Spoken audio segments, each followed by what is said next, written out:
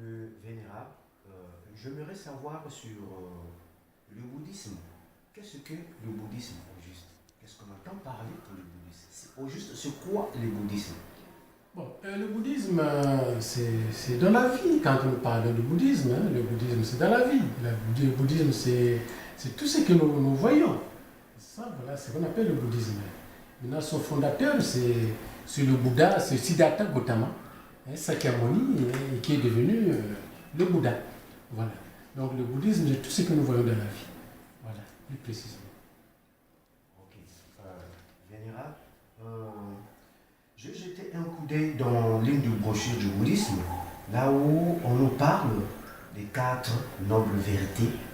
Alors, j'aimerais savoir, dans ces quatre nobles vérités, il est cité la naissance, la vieillesse, la maladie, la mort. Pourquoi ces quatre vérités-là sont appelées nobles? Sont-ils appelées nobles? Parce que ici, je lis les quatre nobles vérités. Pourquoi on les appelle ces vérités nobles? Bon, un noble, s'il s'agit de développer un peu dans le fond, un noble, c'est quelqu'un qui est propre. Noble, c'est quelque chose qui est propre. Noble, c'est quelque chose qui est sain. Noble, ce sont des principes propres et justes. Voilà. Donc, noble, c'est quelque chose qui est clair. Noble, c'est quelque chose qui est aussi vérité.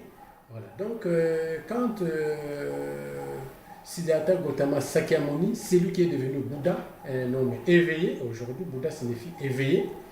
Et quand il a quitté le palais royal, après sa naissance bien sûr, et à l'âge de 29 ans, il quitta le palais royal puisqu'il fut un enfant d'un roi.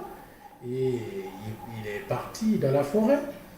Et après 6 ans de travail, de méditation, et il sorta, et il reparta au palais royal vers son père là-bas. Et après quelques semaines, il sortait du palais royal, il est parti dans un terrain qu'on appelait le terrain de Gazelle. Et c'est là où il était parti avant son enseignement, avant qu'il commence l'enseignement. Il était parti maintenant expliquer les quatre nobles vérités. Et c'était le début de son enseignement. Voilà. Donc la naissance, effectivement, la naissance c'est une souffrance parce que quand nous naissons, nous pleurons aussi. Et quand nous venons dans ce monde et nous sommes en train de voir ce que nous voyons, hein, ceux qui suivent le chemin du Marga, et ils expérimentent aussi. Hein, ça c'est la naissance. Et puis quand nous grandissons, nous sommes jeunes, et voilà, il y a la vieillesse qui nous attaque. Et dans cette vieillesse, effectivement, il y a de la maladie. Donc la force de la vieillesse nous conduit vers la maladie. Hein. Et c'est une vérité. Et quand nous partons vers donc la naissance, la vieillesse et la maladie, bien sûr, donc la vieillesse nous attaque et cette vieillesse nous conduit vers la maladie. Et après la maladie, c'est la mort. Donc quitter ce monde pour partir de l'autre côté, donc d'autres mondes. Voilà, donc on appelle ça les quatre nobles vérités, des vérités nobles, claires et véridiques. Ça signifie ça. Merci beaucoup, Vénérable. Tout à l'heure, là, pendant votre exposé, j'ai retenu quelque chose que vous avez souligné ici tout à l'heure en disant que Bouddha signifie être éveillé. Alors que je voulais un peu éclaircir la conscience de nos téléspectateurs, réellement si vous pouvez encore revenir sur cette question, que je repose encore cette question. Finalement, donc, Bouddha veut tout simplement être éveillé. Ce n'est pas le nom d'une personne, si je comprends. Non, le Bouddha, ce n'est pas un nom d'une personne, parce que lui-même, quand il est né, dans la forêt de Lumbini, il a fait 7 pas. Et quand il fait 7 pas, l'enfant naît, il marche 7 pas.